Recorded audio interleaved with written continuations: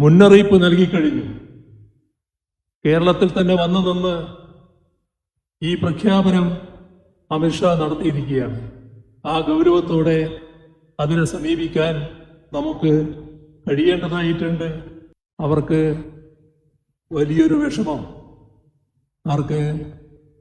BJPക്കും അവരുടെ കൂട്ടാളികൾക്കും. കേരളത്തിൽ തങ്ങൾ ആഗ്രഹിക്കുന്ന കാര്യങ്ങൾ നടപ്പാക്കാനാകുന്നില്ല. അടുക്കളയിൽ പാഞ്ഞുകയറി എന്താണ് ഇവിടെ വെച്ചിട്ടുള്ളത് നോക്കാൻ സംഘപരിവാറുകാർക്ക് അവസരം കൊടുക്കണോ?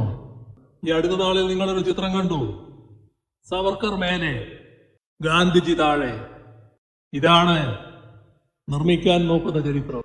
അമിത്ഷായുടെ ഭീഷണി പ്രയോഗത്തിൽ വന്നാൽ നമ്മുടെ വളർന്നു വരുന്ന കുഞ്ഞുങ്ങൾ, നമ്മുടെ ഭാവി തലമുറ ലോകത്തിന്റെ വിജ്ഞാനത്തിന്റെ ഒരു ഭാഗം നിഷേധിക്കപ്പെട്ടവരായി മാറും. BJPക്ക് ചെയ്യുന്ന ഓരോ വോട്ടും നാടിന്റെ തകർച്ചക്കാണ് വഴിവെക്കുക, മതനിരപേക്ഷതയുടെ തകർച്ചക്കാണ് വഴിവെക്കുക. ആ ധാരണയോടെ കാര്യങ്ങൾ നീക്കാൻ, ഇത് പൊതുവായി ചർച്ച ചെയ്യാൻ എല്ലാവരും തയ്യാറാകേണ്ടതായിട്ടുണ്ട്.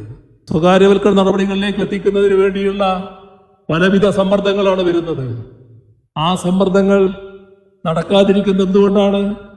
ഇവിടെ LDF സർക്കാരാണ്. എന്തുകൊണ്ടാണ്? ഇടതുപക്ഷത്തിന് കൃത്യമായ നിലപാടുള്ളത് കൊണ്ടാണ്. നിങ്ങളെ കാര്യം വരുമ്പോൾ നിങ്ങൾക്ക് ചൂടുണ്ടല്ലേ? ഇതേവരെ പറഞ്ഞത് ഇതിനേക്കാളെല്ലാം അപകടമുള്ള കാര്യമാണ്. ഇവിടെ അതിന്റെ ഭാഗമായ ഒന്ന് മാത്രമാണ് KSEB. നാടാകെ തകരുമ്പം KSEB അവിടെ നിൽക്കില്ല, അതടക്കം തകരും. എന്താണ് കാണേണ്ടത്?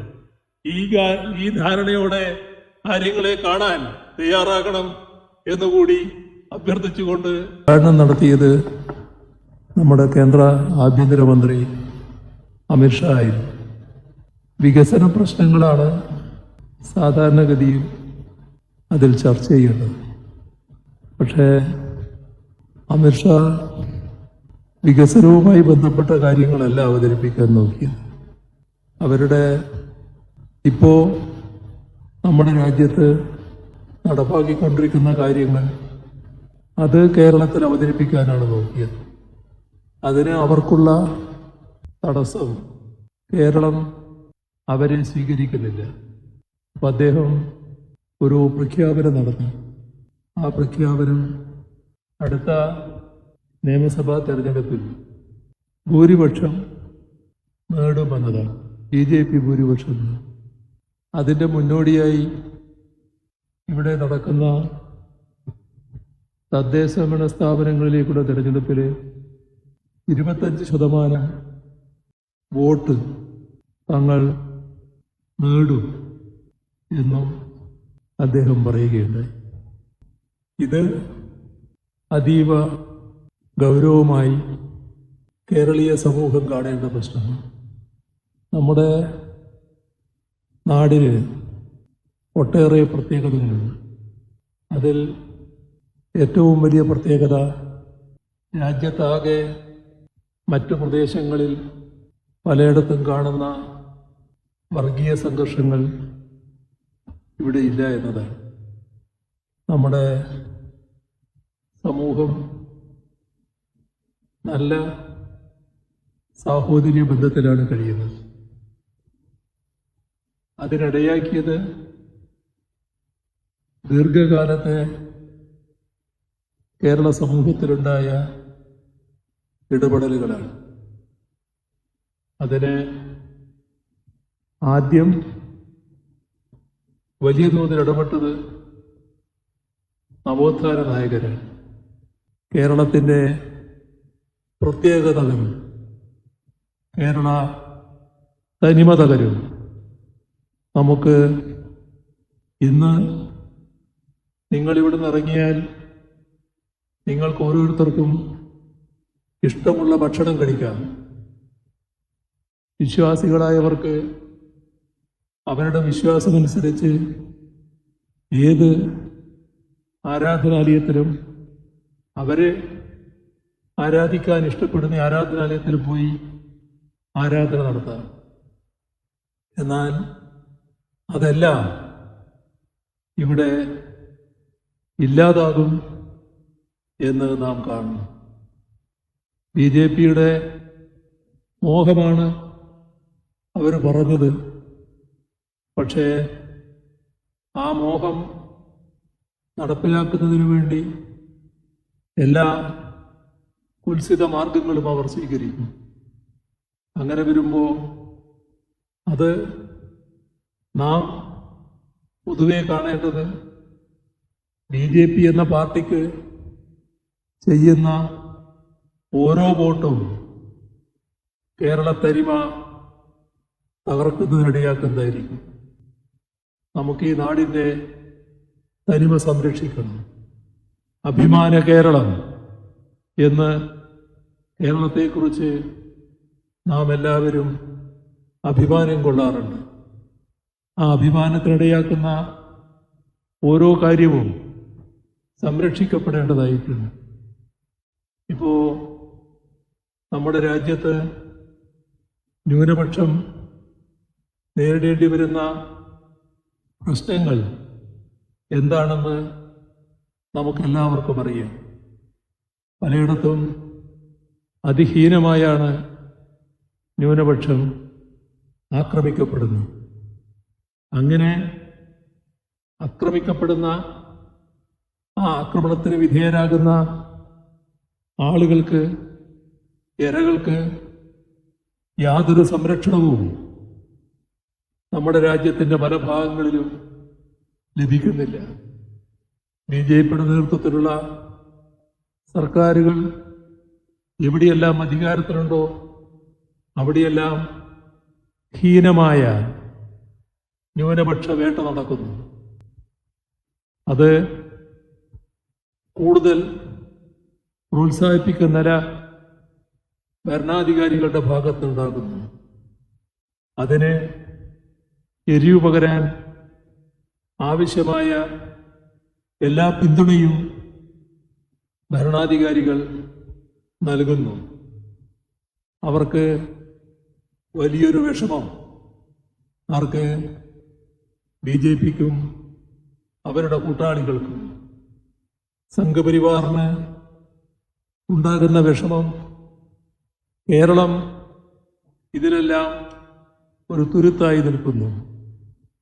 കേരളത്തിൽ തങ്ങൾ ആഗ്രഹിക്കുന്ന കാര്യങ്ങൾ നടപ്പാക്കാനാകുന്നില്ല. നാം കാണേണ്ട കാര്യം BJPക്ക് ചെയ്യുന്ന ഓരോ വോട്ടും ഈ കേരളത്തിൻ്റെ പ്രത്യേകതകൾ തകർക്കാനാണ് ഇടയാക്കുക. ന്യൂനപക്ഷങ്ങൾക്ക് ആശങ്കയില്ലാതെ, ഭയപ്പാടില്ലാതെ ജീവിക്കാൻ കഴിയുന്ന നാടാണ് കേരളം. ആ കേരളത്തെ BJP മാറ്റിത്തീർക്കണമെന്ന് ആഗ്രഹിക്കുന്നു. മാറ്റണം എന്നവർ പറഞ്ഞു കഴിഞ്ഞു. ആ മാറ്റം അവരാഗ്രഹിക്കും വിധം വന്നാൽ അത് നമ്മുടെ നാട്ടിലെ ലക്ഷോപലക്ഷം ആളുകൾക്ക് ഇന്നേ വരെ സ്വൈര്യമായി, സമാധാനപരമായി, ശാന്തമായി ജീവിക്കാൻ കഴിഞ്ഞുവെങ്കിൽ ആ നാളുകൾ നഷ്ടപ്പെടുന്നതിനാണ് ഇടയാക്കുക. ഇത് നാം ഗൗരവമായി കാണേണ്ടതാണ്. ഇത് ഏതെങ്കിലും ഒരു തെരഞ്ഞെടുപ്പ് മത്സരത്തിൻ്റെ മാത്രമായ വിഷയമല്ല. നമ്മുടെ നാട് ഇതേപോലെ നിൽക്കണോ? നമ്മുടെ നാട്ടിലെ ജനങ്ങൾ ഇന്ന് ലഭിക്കുന്ന അവകാശങ്ങളോടുകൂടി ജീവിതം തുടരാൻ സാധിക്കണോ?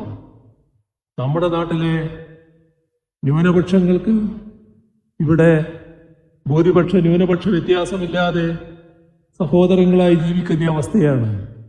അത് മാറ്റി മറ്റു പ്രദേശങ്ങളിലുള്ളതുപോലെ അടുക്കളയിൽ പാഞ്ഞുകയറി എന്താണ് ഇവിടെ വെച്ചിട്ടുള്ളത് നോക്കാൻ സംഘപരിവാറുകാർക്ക് അവസരം കൊടുക്കണോ? അതിൻ്റെ ഭാഗമായുള്ള ആക്രമണങ്ങൾ നടത്താൻ സംഘപരിവാറുകാർക്ക് അവസരം കൊടുക്കണോ? ഈ കാര്യങ്ങൾ ഗൗരവമായി ചിന്തിക്കേണ്ട, അതിനനുസരിച്ച നിലപാടെടുക്കേണ്ട ഒരു ഘട്ടമാണ്. മുന്നറിയിപ്പ് നൽകിക്കഴിഞ്ഞു. കേരളത്തിൽ തന്നെ വന്നു നിന്ന് ഈ പ്രഖ്യാപനം അമിത്ഷാ നടത്തിയിരിക്കുകയാണ്. ആ ഗൗരവത്തോടെ അതിനെ സമീപിക്കാൻ നമുക്ക് കഴിയേണ്ടതായിട്ടുണ്ട് എന്നതാണ് എനിക്ക് പ്രധാനമായും പറയാനുള്ളൊരു കാര്യം. ഇവിടെ ഇതെല്ലാം RSSന്റെ അജണ്ടയുടെ ഭാഗമാണ് എന്ന് നാം കാണണം.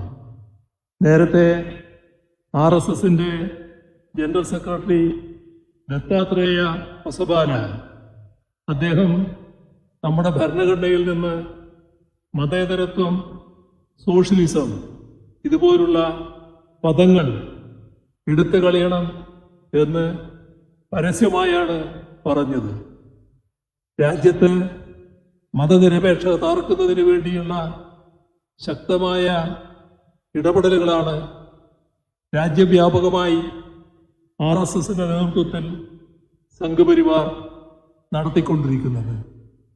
അവര് അതിന്റെ ഭാഗമായി നടത്തുന്ന അതിക്രമങ്ങൾ, ഛത്തീസ്ഗഡിലും മറ്റും ക്രൈസ്തവരുടെ നേരെ നടന്നിട്ടുള്ള ആക്രമണങ്ങൾ, രാജ്യത്തിന്റെ പല ഭാഗങ്ങളിൽ മുസ്ലിം വിഭാഗത്തിന് നേരെ നടത്തിയിട്ടുള്ള ആക്രമണങ്ങൾ, ഇതെല്ലാം അതീവ ഗൗരവമായി രാജ്യവും ലോകവും കണ്ടു തുടങ്ങിയിരിക്കുന്നു എന്നതാണ് വസ്തുത.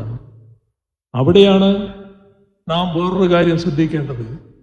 എല്ലാം ഒരു അജണ്ടയുടെ ഭാഗമായി പോവുകയാണ്. നമ്മുടെ രാജ്യത്തിൻ്റെ സ്വാതന്ത്ര്യദിനം ആചരിച്ചപ്പോൾ ചെങ്കോട്ടയിൽ വെച്ച് പ്രധാനമന്ത്രി നരേന്ദ്രമോദി ഒരു പ്രസംഗം നടത്തുകയുണ്ടായി. അതിൽ അദ്ദേഹം RSSനെ വലിയ തോതിൽ വിശേഷിപ്പിച്ചത് സുദീർഘമായ സേവനം നടത്തി വരുന്ന സംഘടന എന്നാണ്. യഥാർത്ഥത്തിൽ സ്വാതന്ത്ര്യദിനത്തെ തന്നെ അവഹേളിക്കുന്ന തരത്തിലുള്ള പരാമർശമാണ് നടത്തിയത്. RSS 1925 ജന്മം കൊണ്ട സംഘടനയാണ്. അന്ന് ജന്മം കൊള്ളുമ്പോൾ നല്ല രീതിയിൽ തിളച്ചുമറിയുന്ന നമ്മുടെ രാജ്യത്തിൻ്റെ സ്വാതന്ത്ര്യ സമര കാലമാണ്. എന്നാൽ സ്വാതന്ത്ര്യ സമരത്തിൽ ഒരു പങ്കും RSS വഹിച്ചില്ല എന്നത് നമുക്കറിയാം. മാത്രമല്ല, RSSന്റെ മഹാനേതാവ് ഗോൾവാൾക്കർ പരസ്യമായി യുവാക്കളോട് പറഞ്ഞത്, വെറുതെ ആരോഗ്യം കളയരുത്, അനാവശ്യമായി ആരോഗ്യം ചെലവഴിക്കരുത്, നിങ്ങൾ സ്വാതന്ത്ര്യ സമരത്തിൽ പങ്കെടുക്കരുത്. ഇത് സ്വാതന്ത്ര്യ സമരത്തിൽ പങ്കെടുക്കുന്ന യുവാക്കളോട് അവരെ പിന്തിരിപ്പിക്കാൻ RSS തലവൻ നടത്തിയ ആഹ്വാനമായിരുന്നു. മാത്രമല്ല, അന്നത്തെ ബ്രിട്ടീഷ് വൈസ്രോയിയെ സംഘപരിവാർ നേതാക്കൾ പോയി കണ്ടു. നമ്മൾ തമ്മിൽ യാതൊരു അഭിപ്രായ വ്യത്യാസവുമില്ല, ഞങ്ങൾ നിങ്ങളിവിടെ തുടരണം എന്നാണ് ആഗ്രഹിക്കുന്നത്. നമുക്കറിയാം സവർക്കർ എന്ത് നിലപാടാണ് സ്വീകരിച്ചത് എന്ന്. അദ്ദേഹം നമ്മുടെ അന്തമാൻ ജയിലിൽ നിരവധി ആളുകൾ എത്തിയിട്ടുണ്ട്. പല സംസ്ഥാനങ്ങളിൽ നിന്നുള്ളവർ, ഇന്ത്യക്കാർ അന്തമാൻ ജയിലിൽ അടക്കപ്പെട്ടിട്ടുണ്ട്. അവരെല്ലാം സ്വാതന്ത്ര്യ സമര പോരാളികൾ എന്ന നിലക്ക് ആ തടവ് ജീവിതം എത്ര കഠിനമായതായാലും എത്രമാത്രം യാതനയുള്ളതായാലും അതെല്ലാം സഹിച്ചുകൊണ്ട് തടവ് ജീവിതം ജീവിക്കുകയാണ് ചെയ്തത്. പക്ഷേ അവിടെ നിന്ന് ബ്രിട്ടീഷുകാർക്ക് മാപ്പെഴുതി കൊടുത്ത് പുറത്തേക്ക് വരുന്നു. ബ്രിട്ടീഷുകാരുടെ പാദസേവ ഇനി അങ്ങോട്ടുള്ള നാളുകളിൽ നിർവഹിച്ചു കൊള്ളാമെന്ന് പറയുന്നു. ആ സവർക്കർ, ഈ അടുത്ത നാളിൽ നിങ്ങളൊരു ചിത്രം കണ്ടു, സവർക്കർ മേലെ, ഗാന്ധിജി താഴെ. ഇതാണ് നിർമ്മിക്കാൻ നോക്കുന്ന ചരിത്രം. ചരിത്രത്തിൽ സ്ഥാനമില്ല. സ്വാതന്ത്ര്യ സമരത്തിനൊരിടമില്ല. നമ്മുടെ രാജ്യത്തിന്റെ ധന്യമായ സ്വാതന്ത്ര്യ സമര ചരിത്രത്തിൽ ഒരു പങ്കും വഹിക്കാത്ത ഒരു വിഭാഗം. അവർക്കതിന്റെ ജാള്യതയുണ്ട്. ആ ജാള്യത മറച്ചു വെക്കുന്നത് എങ്ങനെയാണ്? പുതിയ ചരിത്രം എഴുതുക, ചരിത്രം മാറ്റുക, തങ്ങളുടെ പങ്കാളിത്തത്തോടെയുള്ള ചരിത്രമാക്കുക. അവിടെയാണ് സവർക്കറെ തന്നെ പ്രതിഷ്ഠിക്കുന്ന നില വന്നിട്ടുള്ളത് എന്നത് നാം കാണേണ്ടതായിട്ടുണ്ട്. ഇവിടെ എല്ലാ അർത്ഥത്തിലും രാജ്യത്തിൻ്റെ ഫെഡറലിസം തകർക്കുന്ന നിലപാടുകളാണ് കുറെ കാലമായി സ്വീകരിച്ചു വരുന്നത്. സംസ്ഥാനങ്ങൾക്കുള്ള അവകാശങ്ങൾ കവരുന്നു, സംസ്ഥാനങ്ങളുടെ അവകാശങ്ങൾ പിടിച്ചെടുക്കുന്നു, കേന്ദ്രത്തിൽ പൂർണ്ണമായും വലിയ തോതിലുള്ള അധികാരം കേന്ദ്രീകരിക്കുന്ന അവസ്ഥ വരുന്നു. നമ്മുടെ രാജ്യം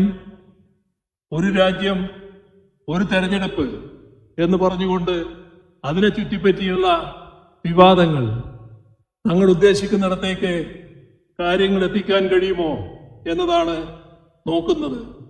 ഇപ്പോ അടുത്ത കാലം പ്രതിപക്ഷ പാർട്ടികൾ ഭരിക്കുന്ന സംസ്ഥാനങ്ങളെ എങ്ങനെയെല്ലാം ദ്രോഹിക്കാൻ പറ്റുമെന്നാണ് നോക്കുന്നത്. അതിലൊരു ഭാഗത്ത് ഗവർണർ ഉപയോഗിക്കുന്നു, മറ്റൊരു ഭാഗത്ത് പുതിയ നിയമങ്ങൾ കൊണ്ടുവരുന്നു. രാജ്യത്തിന്റെ വിവിധ സംസ്ഥാനങ്ങളിലെ പ്രതിപക്ഷ സർക്കാരുകളിലുള്ള മന്ത്രിമാരെ, മുഖ്യമന്ത്രിമാരെ ജയിലിലടക്കുന്നു. അതിനുതകുന്ന കരിനിയമങ്ങൾ പാസാക്കി വെച്ചിരിക്കുന്നു. ജനവിധിയല്ല, തങ്ങൾ ആഗ്രഹിക്കും വിധത്തിൽ കരിനിയമങ്ങൾ ഉപയോഗിച്ചുകൊണ്ട് സംസ്ഥാന ഭരണത്തെ അട്ടിമറിക്കാനാകുമോ എന്നാണ് നോക്കുന്നത്. അതിലൂടെ മുഖ്യമന്ത്രിമാരെയും മന്ത്രിമാരെയും സ്ഥാനത്തില്ലാതാക്കാനുള്ള നീക്കങ്ങൾ ഇപ്പോ നിയമനിർമ്മാണം വഴി കൊണ്ടുവരാൻ നോക്കുകയാണ്. അതോടൊപ്പം തന്നെ ഉന്നത വിദ്യാഭ്യാസ സ്ഥാപനങ്ങളെ ആകെ കായ്വൽക്കരിക്കാനാണ് ശ്രമം. അമിത്ഷായുടെ ഭീഷണിയുടെ, അമിത്ഷാ ഉയർത്തിയ വെല്ലുവിളിയുടെ ഒരു ഭാഗം അതുകൂടി നാം കാണണം.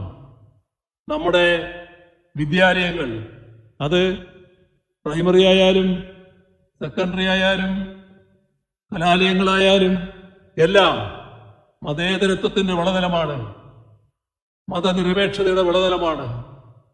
അവിടങ്ങളിലൂടെ മതനിരപേക്ഷ സംസ്കാരമാണ് വളർന്നു വരുന്നത്. അതിനെ അട്ടിമറിക്കാനുള്ള നീക്കങ്ങളാണ് ഇപ്പോ വലിയ തോതിൽ നടത്തിക്കൊണ്ടിരിക്കുന്നത് എന്നത് നാം തിരിച്ചറിയേണ്ടതായിട്ടുണ്ട്. അടുത്ത നാളിൽ ഒരു പ്രത്യേക പ്രഖ്യാപനം തന്നെ വരികയുണ്ടായി. അതിൽ പറഞ്ഞൊരു കാര്യം, നമ്മുടെ രാജ്യത്ത് ഇപ്പോഴുള്ള നിലയിൽ മാറ്റങ്ങൾ വേണമെന്നാണ്. UGCയുടെ രീതികൾ മാറ്റാൻ പറഞ്ഞിരിക്കുന്നു. അപ്പോ വരും തലമുറകളെ തങ്ങൾ ആഗ്രഹിക്കും വിധം മാറ്റിയെടുക്കാൻ, വാർത്തെടുക്കാനുള്ള രൂപമാണ്. UGCയുടെ അടയാളത്തിന്റെ സ്ഥാനത്ത് സരസ്വതിയുടെ ചിത്രം വെച്ചാൽ മതി എന്ന് പറയുന്ന നിലയുണ്ടായിരിക്കുന്നു. നമ്മുടെ അറിവിനെ പുതിയൊരു വ്യാഖ്യാനം കൊടുക്കുന്നു. ഇന്ത്യനൈസേഷൻ. അറിവ് എന്നത് ഏതെങ്കിലും ഒരു പ്രദേശത്ത് മാത്രം ഒതുങ്ങുന്നതല്ല. അറിവ് ലോകത്തിന്റെ സ്വത്താണ്. ലോകം അനുദിനം മാറിക്കൊണ്ടിരിക്കുകയാണ്. പലതരത്തിലുള്ള മാറ്റങ്ങൾ, വലിയ തോതിലുള്ള വിജ്ഞാന വിസ്ഫോടനം നടന്നുകൊണ്ടിരിക്കുന്ന ഒരു കാലമാണ്. അപ്പോഴാണ് പറയുന്നത്, നിങ്ങൾ പഴയ ഇതിഹാസങ്ങൾ വെച്ചുകൊണ്ട് പഠിക്കണമെന്ന്. ഇതിഹാസത്തിൽ പറയുന്ന നായകരെ ആ മാതൃക സ്വീകരിച്ചു കൊണ്ടുപോകണം, അത് പഠിപ്പിക്കണം. ഇതാണ് ഇപ്പോ കൊണ്ടുവന്നിട്ടുള്ള പുതിയ നിർദ്ദേശം. അങ്ങനെ അറിവിന്റെ സ്വദേശീവൽക്കരണം എന്ന് പറഞ്ഞാൽ ജനാധിപത്യത്തിന് എവിടെയാണ് സ്ഥാനം? നാം ചിന്തിക്കേണ്ട കാര്യമാണിതൊക്കെ. ജനാധിപത്യത്തിന് സ്ഥാനമില്ല, സോഷ്യലിസത്തിന് സ്ഥാനമില്ല, സെക്കുലറിസത്തിന് സ്ഥാനമില്ല.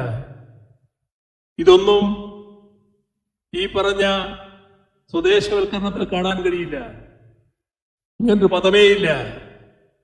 അപ്പോ പാഠപുസ്തകങ്ങളിലൂടെ അത്തരം അറിവുകൾ കൊടുക്കാൻ പാടില്ല, കുട്ടികൾ അറിയാൻ പാടില്ല, കുട്ടികൾക്ക് അതിനെക്കുറിച്ച് ധാരണ ഉണ്ടാകാൻ പാടില്ല. ഇന്നത്തെ കാലത്ത് ലോകം ഏതെല്ലാം തരത്തിലുള്ള പുതിയ അറിവുകൾ നേടുന്നു. ഒരു ഭാഗത്ത് ആസ്ട്രോഫിസിക്സ്, മറ്റൊരു ഭാഗത്ത് ന്യൂക്ലിയർ ഇലക്ട്രോണിക്സ്, വേറൊരു ഭാഗത്ത് നാനോ ടെക്നോളജി. ഇങ്ങനെയുള്ള വിവിധ ശാസ്ത്ര വിഷയങ്ങൾ. ഇതൊന്നും ഇന്ത്യയിലെ കുട്ടികൾ അറിയേണ്ട. നിങ്ങൾ ഇതിഹാസങ്ങളിലെ കാര്യങ്ങൾ മനസ്സിലാക്കിയാൽ മതി. ആ നിലയിലേക്ക് മാറ്റാനാണ് പോകുന്നത്. നമ്മുടെ കേരളത്തിൽ ഈ പറയുന്ന തരത്തിൽ മാറ്റങ്ങൾ നടപ്പാക്കാൻ അവർക്ക് കഴിഞ്ഞില്ല. പാഠപുസ്തകങ്ങൾ തിരുത്തി എഴുതിയപ്പോ, ചില ഭാഗങ്ങൾ വെട്ടിമാറ്റിയപ്പോ, ആ വെട്ടിമാറ്റിയ കാര്യങ്ങൾ നമ്മുടെ വിദ്യാർത്ഥികളെ പഠിപ്പിക്കുന്ന കേരളം സ്വീകരിച്ചു. കേരളത്തിലെ സെക്കൻഡറി വിദ്യാഭ്യാസം മാത്രമല്ല, ഉന്നത വിദ്യാഭ്യാസ മേഖലയും അതേ രീതിയിൽ തന്നെ മതനിരപേക്ഷതയുടെ വിളനിലമായി മാറുന്നു. അമിത്ഷായുടെ ഭീഷണി പ്രയോഗത്തിൽ വന്നാൽ നമ്മുടെ വളർന്നു വരുന്ന കുഞ്ഞുങ്ങൾ, നമ്മുടെ ഭാവി തലമുറ ലോകത്തിന്റെ വിജ്ഞാനത്തിന്റെ ഒരു ഭാഗം നിഷേധിക്കപ്പെട്ടവരായി മാറും. ലോകകമ്പോളത്തിൽ സ്ഥാനമില്ലാത്തവരായി മാറും. അവർ നേടേണ്ട അറിവ് നേടാൻ കഴിയാത്ത അവസ്ഥയിലേക്ക് എത്തിച്ചേരും എന്ന് നാം കാണേണ്ടതായിട്ടുണ്ട്. ഇങ്ങനെയുള്ള ഒട്ടേറെ ആപത്തുകളാണ് നമ്മെ ചൂഴ്ന്നു നിൽക്കുന്നത് എന്നത് നാം തിരിച്ചറിയേണ്ടതായിട്ടുണ്ട്.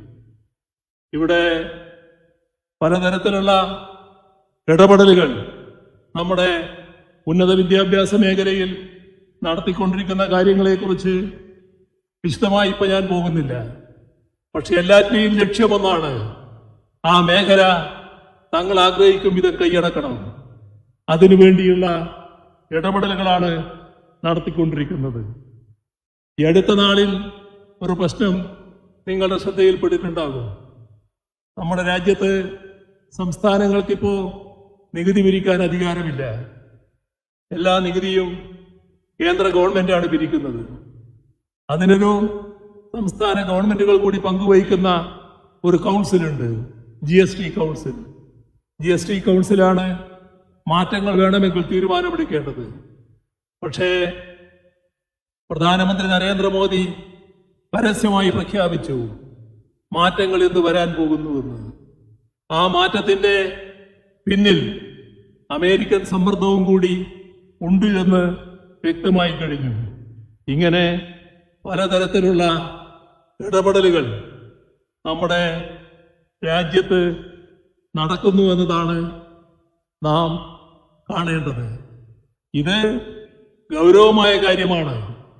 നാട് നമ്മൾ ആഗ്രഹിക്കുന്ന തരത്തിൽ നിലനിൽക്കണോ എന്നതാണ് ഇതിന്റെ ഭാഗമായി തീരുമാനിക്കപ്പെടേണ്ട വിഷയം. അങ്ങനെ വന്നാൽ BJPക്കെതിരെ ശക്തമായ നിലപാടെടുത്തു പോകണം. BJPക്ക് ചെയ്യുന്ന ഓരോ വോട്ടും നാടിന്റെ തകർച്ചക്കാണ് വഴിവെക്കുക, മതനിരപേക്ഷതയുടെ തകർച്ചക്കാണ് വഴിവെക്കുക. ആ ധാരണയോടെ കാര്യങ്ങൾ നീക്കാൻ, ഇത് പൊതുവായി ചർച്ച ചെയ്യാൻ എല്ലാവരും തയ്യാറാകേണ്ടതായിട്ടുണ്ട്. ഇപ്പോ KSEB അവരാഗ്രഹിക്കും വിധത്തിലുള്ള സ്വകാര്യവൽക്കരണ നടപടികൾ ഉണ്ടായിട്ടില്ല. സ്വകാര്യവൽക്കരണ നടപടികളിലേക്ക് എത്തിക്കുന്നതിന് വേണ്ടിയുള്ള പലവിധ സമ്മർദ്ദങ്ങളാണ് വരുന്നത്. ആ സമ്മർദ്ദങ്ങൾ നടക്കാതിരിക്കുന്നത് എന്തുകൊണ്ടാണ്? ഇവിടെ LDF സർക്കാരാണ്. എന്തുകൊണ്ടാണ്? ഇടതുപക്ഷത്തിന് കൃത്യമായ നിലപാടുള്ളത് കൊണ്ടാണ്. നിങ്ങളെ കാര്യം വരുമ്പോൾ നിങ്ങൾക്ക് ചൂടുണ്ടല്ലേ? ഇതേവരെ പറഞ്ഞത് ഇതിനേക്കാളെല്ലാം അപകടമുള്ള കാര്യമാണ്. ഇവിടെ അതിന്റെ ഭാഗമായ ഒന്ന് മാത്രമാണ് KSEB.